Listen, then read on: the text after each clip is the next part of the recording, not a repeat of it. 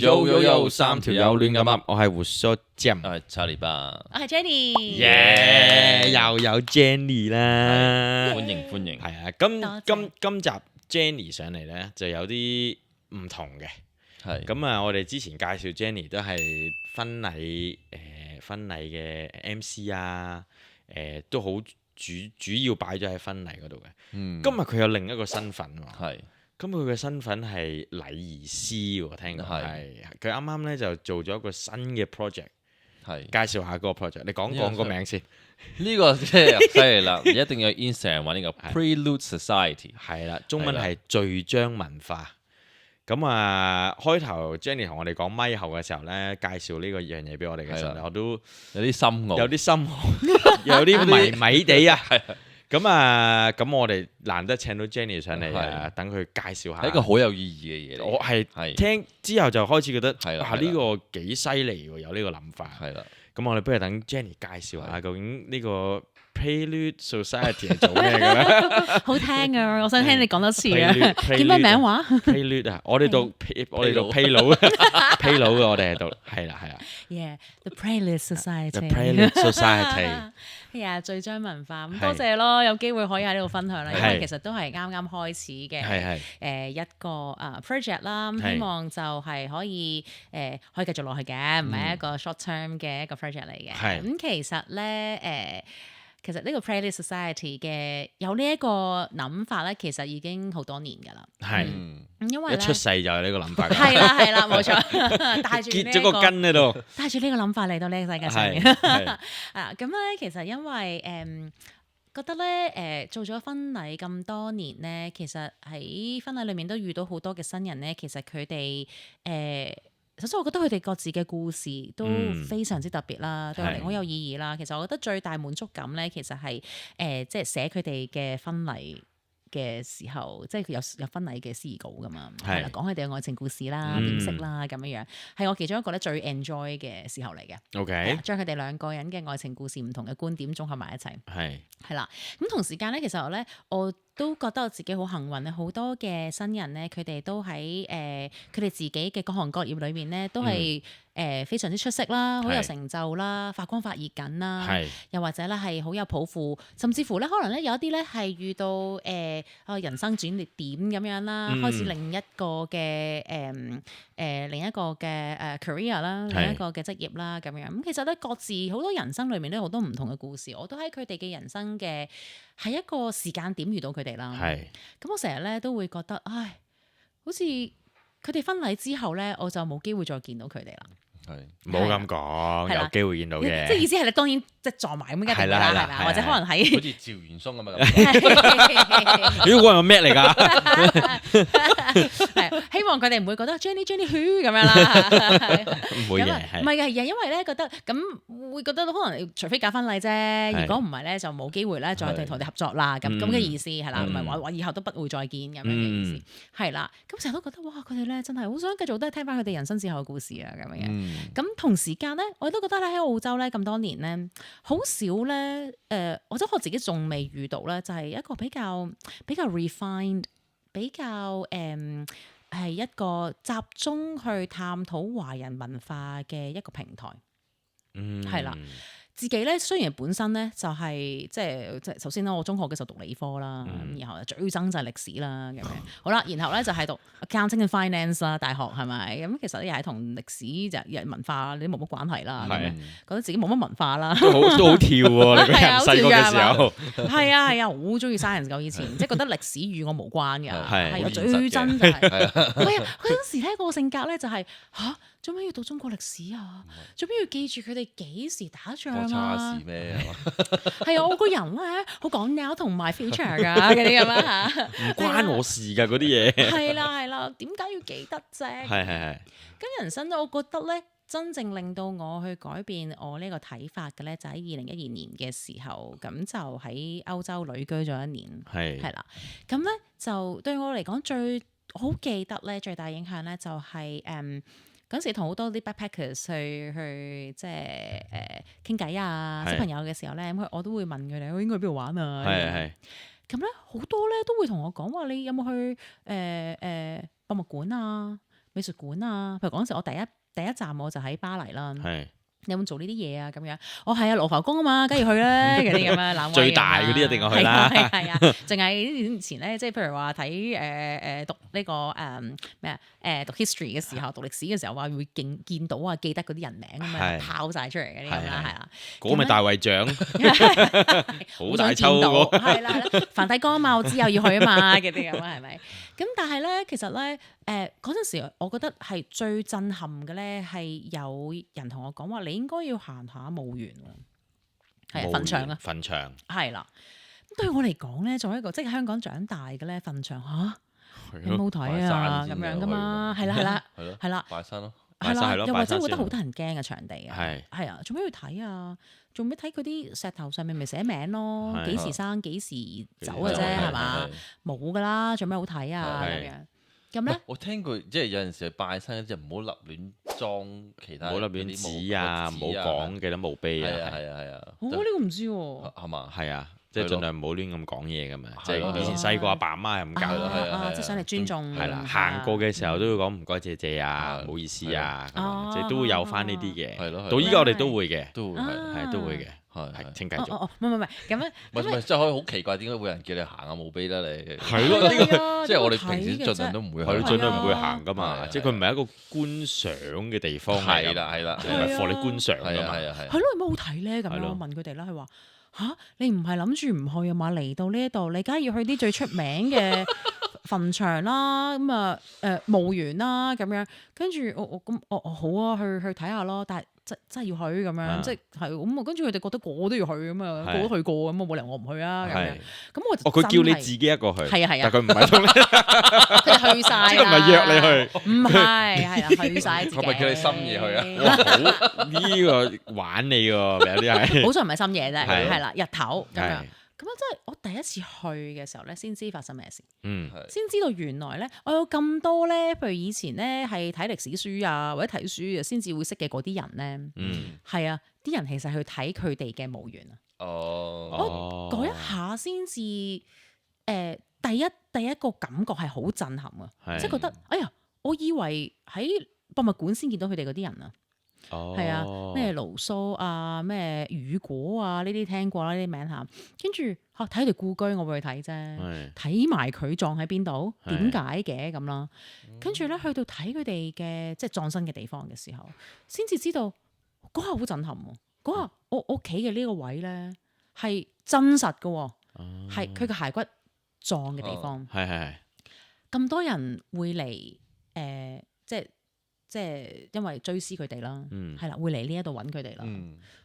喺個墓碑上面寫嘅係啲人紀念佢嘅嘢啦嚇。唔單止係佢個名啊、出身啊、佢幾時佢係幾時離開啊，同埋佢個碑石嘅設計啊，譬如莫扎特嘅話會係點樣設計啊咁樣。跟住我先至開始去諗咧，原來其實唔係同我哋完全無關嘅。係。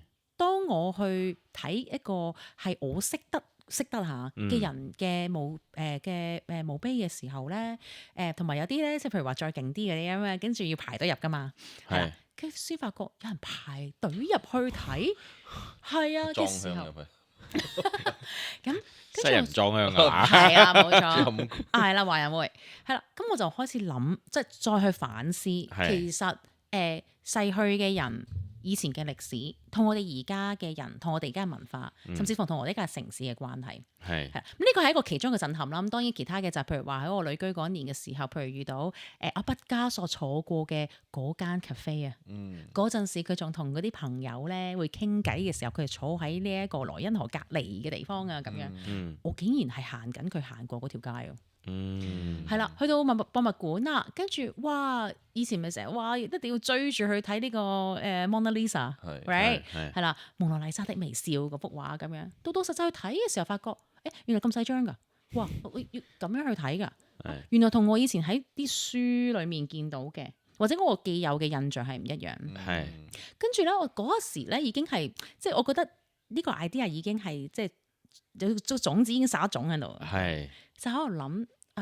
其實有冇一個平台係可以去繼續去即係繼續去深究文化呢一樣嘢，係但係有一種 approachable 嘅一個嘅感覺，係同埋一個平台。係咁好啦，嚟到翻嚟咁多年啦，即係過咗10年啦，跟住我就覺得，我開始其實咧會覺得好可惜嘅咧，就係我喺呢度住咗咁多年啦，但係咧有冇一個平台係真係專門去探究華人嘅文化？係但係有一個人哋會覺得好 enjoy 啊呢種感覺，或者好呢種感覺好refine 啲啊咁樣，係或者一種舒服啊，或者係有質感嘅一個感覺去切入，而去繼續去欣賞，通過文化啦、歷史啦、建築也好啊，嚟到去繼續探索華人禮儀啊、文化呢一個話題咧，唔係淨係去到博物館先至去睇到咧，即係用個美學角度去睇呢啲文化嘢。冇錯啦。而而同時間，我有機會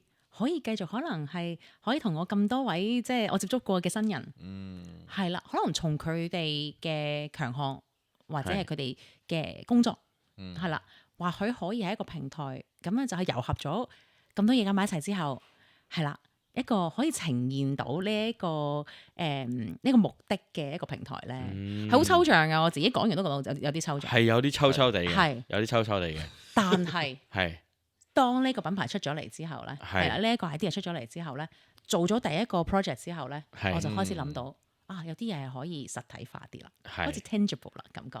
咁你話成立咗呢個最章文化呢個 platform 啦，幾時成立嘅咧？應該唔係好耐嘅啫喎，聽你咁講。係啊，第一個活動係3月8號。3月8號，咦？係啦，真係啱啱嘅啫喎。係啦，非常之新喎。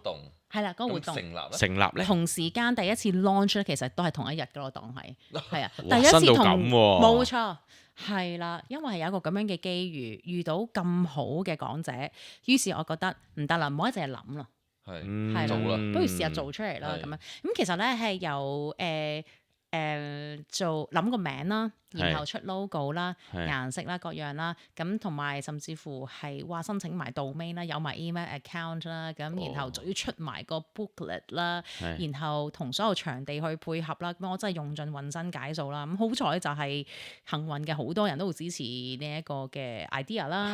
雖然係真係話完全憑空想像出嚟嘅好似咁樣，咁但係咧就好開心嘅就係，譬如喺我即係因為做 wedding 啦。做 events 啦，咁好多嘅行家都非常支持我啦，咁樣就二話不說，我話我想拍嘢啊，跟住佢話好啊，我嚟幫手，咁嘅咋，係啊，都係嘅之前嗰一日 event 之前嗰日，我同你講我個 concept 啦，咁樣係啊，都冇問題。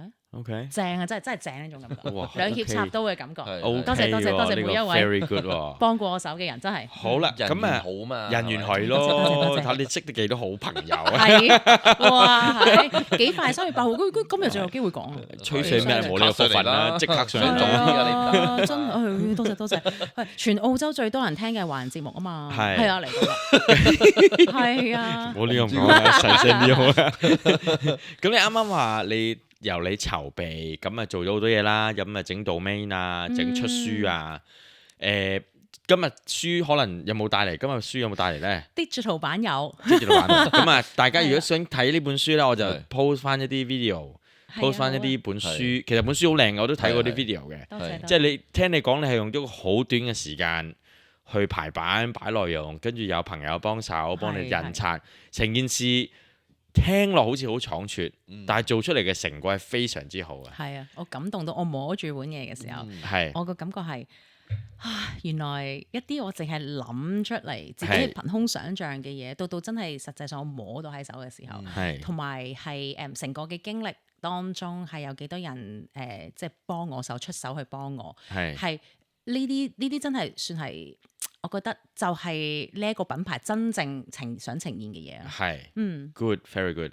咁你啱啱講話啱啱搞咗第一個 event 啊，就係早幾個禮拜搞咗個 event。event 嘅內容圍繞嘅主題係啲咩咧？咁今次第一個活動咧，第一炮冇錯。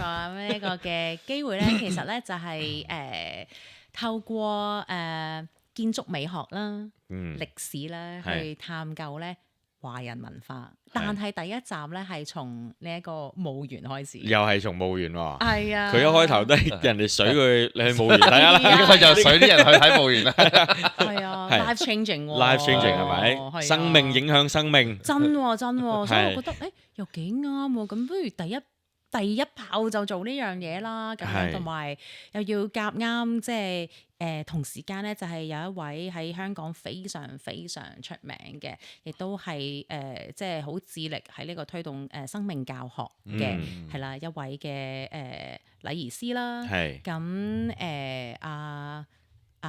我叫做阿樂啦，係啦，宋家樂先生。咁佢就咁啱嚟澳洲，係啦，咁佢就聯絡咗我，就話喂 Jenny 點啊？有冇嘢做下？係我哇咁大粒星過嚟係咪先？梗係唔好浪費呢個機會啦。當然啦。係啦，咁我就再諗可以做啲咩咧咁樣。係咁佢哋話喺香港咧做得非常之成功嘅咧，就係呢一個墓園導賞團。係跟住佢話你夠唔夠膽搞？跟住我話得試下啦。係做啦咁樣，做啦係啦。咁由呢一個 idea 咁就開始去，我就開始去諗啦。咁樣點樣用呢個咩嘅方法，令到呢個機會唔會被浪費咧？咁樣咁我就咁講話墓園導賞團，咁有啲咩人會肯嚟咧？或者係唔驚去嚟咧？好似我當初個感受咯，就係無端端話要我去墓園睇，咁會覺得點解啊咁樣噶嘛？係啦，唔會啦，咦？突然間變咗怪談，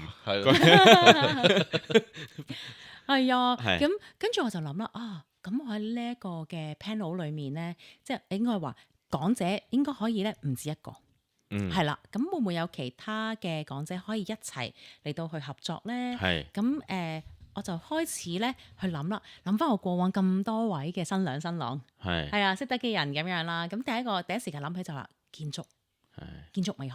係我自己最中意嘅其中一樣係啦，咁就即刻 approach 呢一位，係我以前其中一位幫佢主持過婚禮嘅新娘嚟嘅，係啊，一位全方位嘅建築師，係啦，同埋我覺得佢嘅形象都非常之配合佢，同埋一路都好支持我，咁就即係雖然係佢嘅婚禮已經係2021年㗎啦，咁由嗰陣時開始到而家咧都一路 keep 住聯絡嘅，非常之好。你有曾經同佢提及過呢個 idea 嘅喺呢個過程，定係你今次 approach 佢嘅時候先佢第一次知道你有呢個諗法㗎咧？冇錯，係啊。聽完都即係啲嘉賓幫手準備要講嘅嘢都係好倉促，一個禮拜到啦，甚至乎有啲2-3日嘅咋。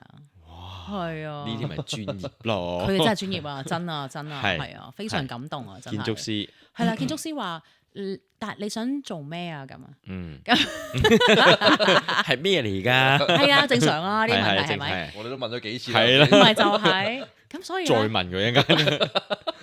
咁所以我最感動嘅位就係當呢個 idea 都仲係 evolving 嘅時候咧，佢哋一路陪住咯，真係唔會話嫌棄話你諗好先同我講啊，冇啊，真係冇一個係咁樣講，係啊，佢話好你再同我講多啲啊，咁我就係同佢哋講嘅時候，咁就嗰個 idea 就更加再一路有個機會去翻轉，同埋我自己咧成日都覺得呢，有陣時咧你就係一啲嘢咧就係一個 idea 係好似陶泥咁樣，我覺得係視乎咧有啲有邊啲人去一齊去塑造出嚟，係我自己覺得呢個就係一個 idea 就好似 clay 咁樣，係我就係其實就係等緊，仲有啲咩人會一齊去將呢一嚿 clay 變成一個藝術品咧，係啦，一齊去雕塑啊咁樣，其實我係好 open 呢個 platform 變成一個唔係話 Jenny 一個人自己做嘅嘢，而係因為你哋嘅 synergy 同埋大家一齊配合嘅 chemistry 咧，以至到造就咗一樣係啦呢一個嘅藝術結晶啦。即係喺你嘅心目中，可能嗰個藝術品係冇個形象喺度嘅，你就從呢個過程，大家有 input，大家擺唔同嘅嘢落去，出到嚟嗰個雕塑，你就最想係擺到出嚟嘅時候，我哋做咗1年咯喎，呢個 project 個雕塑就係咁樣噶啦，大家就好滿意啦。冇錯，其實我好中意呢種感覺嘅，可能我自己咧又好中意 installation arts 咧，就係一件藝術品擺咗喺度，其實就係視乎嗰個嘅 viewer 同呢一個藝術品之間嘅嗰個關係，係啦，有啲譬如話有啲 interactive 嘅一啲過程啦，係呢個咪就係藝術嘅一部分咯，就係參加者嘅參與，唔同嘅角度，佢或者佢哋嘅認知理解，或者再去分析、再 interpret 嘅時候，變咗又有一個新嘅一個傳譯。咁呢個就係藝術對我嚟講其中一個意義。係，即係藝術唔係淨係聽同睇咯，係即係你可以參與，因為你係啦人有好多五官，有好多唔同嘅感覺，你都可以一齊參與呢件冇事。錯冇錯，咁所以呢一個嘅活動我就分咗兩部分嘅。係第一部分咧就係導賞團啦，係係啦，咁就阿樂就帶住我哋啦，咁一齊係去到Springvale 嘅 Botanical Cemetery，係喺 Springvale 嘅墓園，係係啦，咁啊暫時嚟講咧，我覺得咧係都非常之有歷史意義同埋價值去睇嘅墓園嚟嘅。係係啊，好多華人嘅墓碑喺嗰度啦，係係啦，咁同埋佢哋嘅設計啦，都係有一個區域咧，其實2-3個係啦，係特別係俾華人嘅，係，裏面睇到好多嘢， OK 非常多歷史即係嘅嘢喺裏面。其實嗰個導賞團就係你入到去個墓園，咁參加者就會跟住你哋，咁你哋就會介紹墓園啦、環境啊，跟住你我相信我估係應該你哋會行過唔同嘅墓碑，係啦，咁你哋就會開始講呢個墓碑係咩年份做嘅，係啦佢用咩石，佢冇錯啦哋用咩顏色去做，係啦，點解會解呢啲顏色咁做？啦？係啦，哦同埋墓碑上面寫嘅字有咩意思啦？係幾多個字都有講究噶啦，係係啦。其實上面寫嘅嘢其實唔係話淨係2個字專稱咁簡單㗎，係佢哋選擇用嘅專稱啦，幾多個字嚟去做完結啦，係都係講述咗一啲嘅故事，係係啦。譬如話佢可能即係在生幾多年啦，係佢喺邊度出世啦，同埋代表咗佢哋可能在世嘅時候佢哋嘅宗教背景啦、信仰啦，甚係至乎信念啦。係係啦，佢哋會唔會其實本身個意義就係好想之後嘅後人可以坐喺度係一齊會有傾偈一齊會繼續會去追思翻呢一位嘅過咗身嘅家人係啦，佢本身可能嘅意義本身設計呢一個嘅即係佢哋呢個墓碑或者 sorry 一個葬身嘅地方，其實佢係想有幾多個位喺度啊？點解要咁樣做啊？係啦係啦。哦你啱啱講嗰個墓園，大部分係華人啦，定係乜嘢人都有？咩種族都有？㗎，好 OK 多嘅係啊，好多咩嘅歷史種族都有？係好多個種族啦，同埋宗教信仰啦，係嗯，寫出嚟嗰啲都有裏面係全部都英文嘅，定還是都會有中文或者有翻佢哋嘅種族嗰個文字喺度？冇錯啦，係啦係啦。哦，呢個有趣嗯喎，係啊，呢個有趣喎，即係你會見識到唔同墓碑嘅 arrangement 啦，我冇錯咁講 arrangement 啦，設計啦，有啲點解會係呢個高台嘅？裡面有個櫃桶嘅，嗯點解有啲有盞燈喺度嘅？係係啦，有啲點解係呢一個尖頂嘅咧？係有啲係十字架嘅咧？嗯點解有一啲係有本聖經喺度咧？咁呢個可能大家都會知啦，可能基督教嘅係啦，一個嘅做法啦。係咁譬如話或者可能其他唔同嘅宗教啦，甚至乎伊斯蘭教啦。係猶太人嘅做法啦，點解佢哋會相信係咁樣嘅 size 啊，咁樣嘅做法，咁樣擺喺呢一度啊，方向啊，各樣嘢啊，咁樣，係甚至乎係嗰個身體下葬嘅時候嘅嗰個頭嘅方向向邊邊，其實都有文化我都有嘅影響講究喎，係啊係啊，哇呢個真係好因為深入喎佢哋嘅信仰係啦，係啊，咁頭先你有講話嘉賓個 panel 入邊有唔同嘅嘉賓喺度講嘢啦，你會請咗有建築師啦，係仲有請咗啲咩人呢？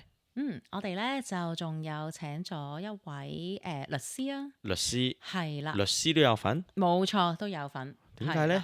因為咧，我就本身咧係好想呢一個 panel 咧，有個平衡喺度，係啦，咁同埋有一個時間線嘅嗰個意義喺呢一度，係因為咧，因為我想成個嘅感受咧，唔係一個好似即係講座咁樣，係啦，而係我想咧變成一個對話，係而呢個對話咧其實係唔單止係呢一個咁樣嘅方向，係而係咧仲有一個橫線嘅方向。甚至乎一個曲線嘅方向。點解我咁講咧？就係呢條線咧，第一條線咧就係一個時間線。係其實我喺度諗咧，呢個 topic 點樣可以講完之後咧，大家帶到嘢翻去嘅咧？係啦，好啦，我哋用文化歷史睇個墓園啦。好啦，咁跟住我哋又有呢一個歷史美學啦，係啊，喺一個概括性宏觀啲去睇，點解唔同嘅墓園佢哋設計有啲係星形嘅咧？有啲好似一條條街咁樣行，一條條街咁樣行入去嘅咧，係啦，有啲係佢哋會選擇有唔同嘅方式去下葬嘅，係啦，咁又或者係顏色嘅使用啦，係啦，咁好啦，咁跟住我就覺得，咦，咁不如其實係咪應該諗下啲會唔會有啲嘅參加者會覺得不如實際啲嘅一啲嘅資訊可以帶走嘅咧？係啊係啊，好啦，從藝術美學角度欣賞完呢一件事啦，咁我諗如果真係喺或者自己身邊有朋友有需要嚇，或者甚至乎係家人或者發生呢啲嘅事情嘅時候，咁其實最想嘅係佢哋會知道點做咯。係啦，又或者可能為未來去打算啊，係啦，因為其實我自己會覺得，若果即係生老病死嚇，死係一樣係啊，一定必經㗎，係啦。我哋可能尤其是華人比較驚啦，唔想講啦，係啦，拘謹啲啦，講緊呢個話題，講出嚟可能都會驚，即係觸動到大家嘅情緒啊，係啦，又或者覺得冇禮貌啦，係啦，不孝啊你咁樣可能會擔心呢一樣嘢咁樣。咁但係我又想有少少想 challenge 呢個 status quo，即係一啲既有嘅諗法喎，我想大膽少少。點樣去 challenge 咧？就係咁，不如用一個好實際嘅手法角度去睇呢件事，就係。實際有一位專業人士喺度解釋，真係呢個事情發生嘅時候應該點做？係啦，咁就可以咁樣，其實先至係用另一個方法，可以為到參加者或者可能以後或許你身邊嘅朋友需要嗰種真正嘅安心咯。咁我就從呢個角度去諗，一定要有位律師。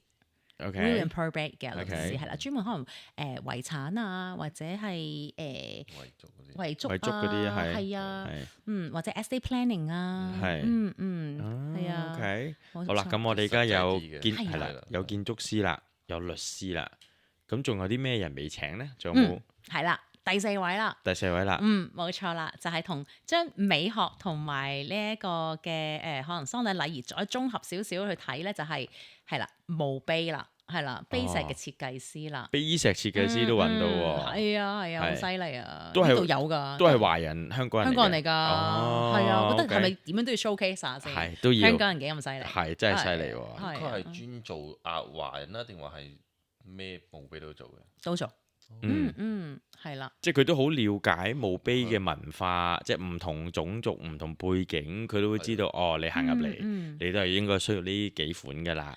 咁咪就再OK。而佢最叻嘅咧係，因為佢咧本身咧係土木工程師啊，所以佢對咧呢個泥土啊，甚至乎石啊，佢哋喺質地啊，係啦呢方面啊 composition 啊嗰啲咧，佢係有專業嘅研究嘅。係用咩石點樣溝出嚟，嗰個碑要點樣有咁樣嘅形狀，佢哋都會知道。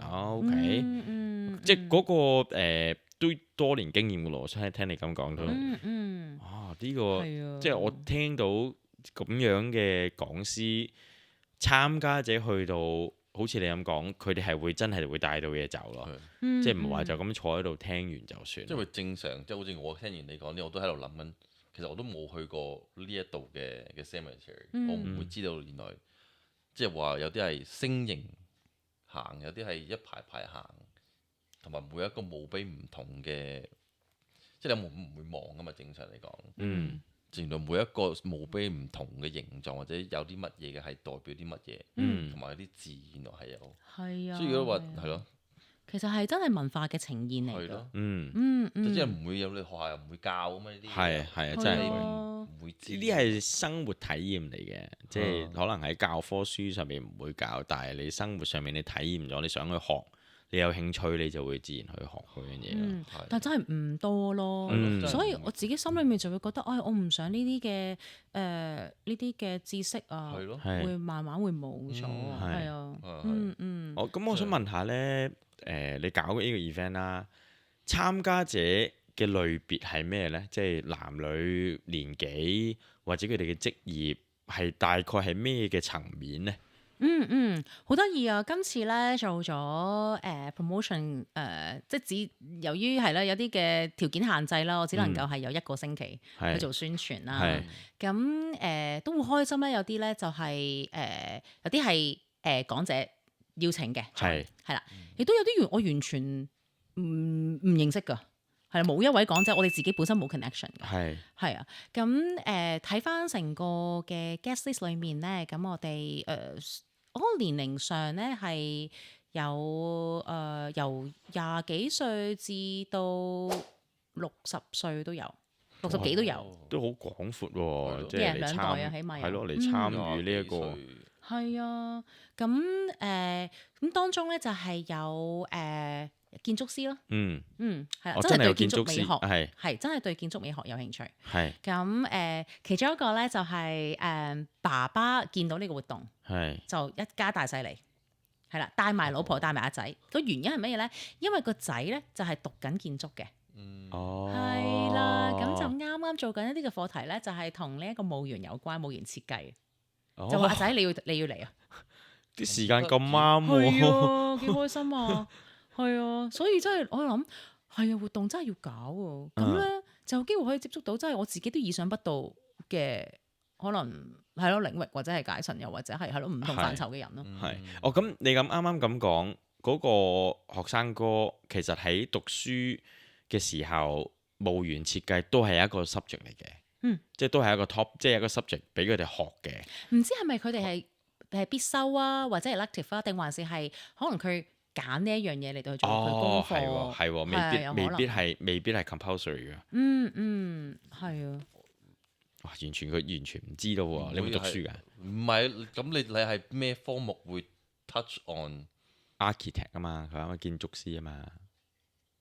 即係你建築有唔同嘅建築嘅嘢㗎嘛，咁可能佢嗰個今年嘅 subject 就係你要，我唔知啦，我未讀過。係咪先？即係你一定係你自己揀，或者係唔一定唔係一個 compulsory 嘅 topic 去俾你揀。真係唔知，不如我哋係咯邀請啲建築師喺下面留言啦。即係如果你有即係建築師喺下面留言話俾我哋聽，你嗰個學習嘅過程係咪會有一啲課題係你哋自己揀去學啲乜嘢？然後真係有朋友或者有同學係揀呢一個墓園設計嘅咧，可以喺下邊留言。Vincent Choi啊，記住留言啊！你又知係 Vincent Choi 嘅？Vincent Choi 應該有讀過建築噶嘛 ？Vincent Choi，係。佢應該要留言話俾我聽，係咪？係喎，點解會咁樣啊？你 send 翻條片俾佢睇，叫佢留言。係啦，佢應該話俾你聽嘅。係啊。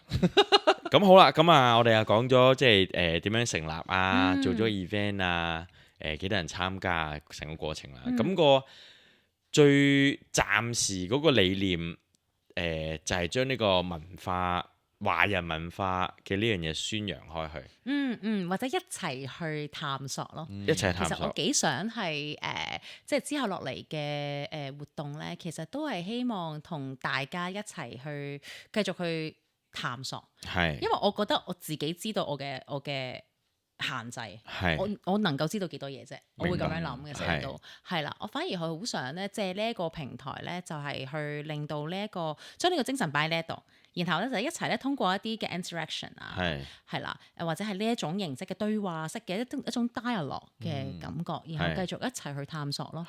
即係過程中你自己都有學到嘢啊，探索到嘢啊，OK，令到自己成長。因為其實呢個就係我想即係點解叫做 prelude 咧，要叫做序章咧？就譬如話咧睇一本書啦，你有序言啊，係啊，或者前言啦，係啦。音樂嘅話，大家都知啦，可能係會有呢個 prelude 嘅原因，就係 prelude 係帶領你去一個即係去探索一個更大嘅未可知嘅嗰個篇章，或者之後落嚟話非常之佢真正嗰個作曲家，佢真正想你去繼續去聽嘅嗰個最重要嘅嗰啲嘅樂章。咁其實 Prelude Society 呢一個嘅 idea 就係好想就係通過好似通過呢道門，通過呢一個嘅前言序章，係啦，去探索更加多未可知、未發生嘅，甚至乎呢啲嘅事情，係啦，或者呢個 topic，係啦，咁啊想帶到人哋去一齊，然後一齊繼續去探索啊！係啊，生活裏面仲有好多未可知，係啦，未曾經歷嘅事情㗎，咁樣樣。我相信依家喺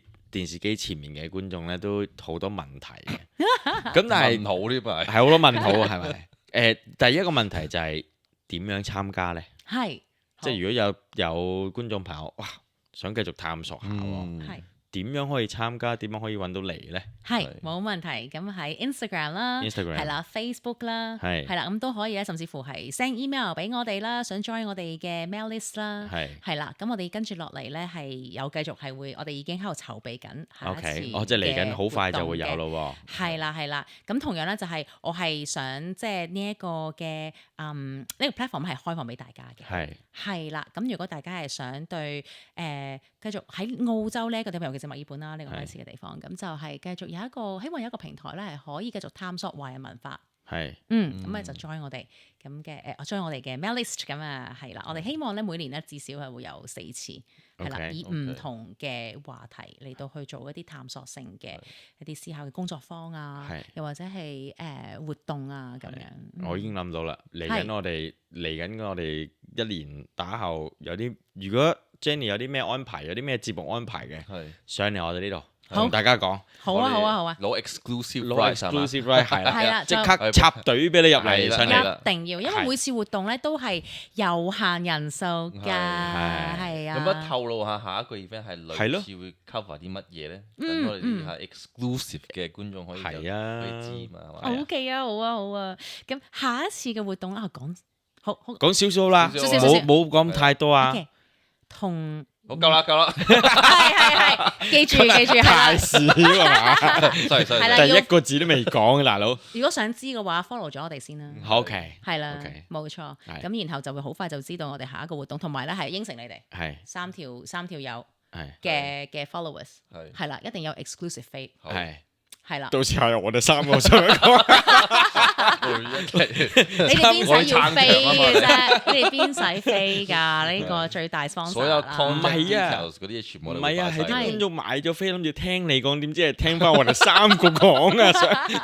唔係咁更加好，係要借你哋嘅，借你哋嘅媒體嘅力量。唔會，我哋都係幫你一把啫，即係盡量即係好似你咁講，你想承傳呢個華人文化，咁我哋嘅平台就係承傳你哋去承傳你哋嘅文化啦。太好啦！同埋其實我好想咧係堅持咧係主要嘅語言咧係廣東話嘅。呢個更 niche 係嘛？啱 feel。係啊。但係咧，因為咧對廣東話文化嘅人咧，咁我哋係開放成個平台噶嘛，咁所以其實今次呢個活動咧，其實係有主要係聽普通話噶啦，亦都係主要講英文噶啦。咁所以咧就我更加覺得自己有機會可以幫佢哋，因為個活動咧其實有唔同嘅 component 咧，其實我哋係變咗係3語嘅。哦，係啊，即係好自然地變咗廣東話、普通話同埋英文。係冇錯。咁大家咧啲參加者亦都好好喎，咁互相幫大家去翻譯啊。係你聽唔明呢個 topic 啊？咁啊，你講咩文㗎？我哋講普通話嘅，我哋轉普通話咁樣。係啊，跟住有一位係即係淨係識講英文嘅咋，都照嚟喎。係啊，好多謝佢啊。跟住我哋未喺適當時候啦，係啦。跟住轉英文，等佢都可以聽到咁樣。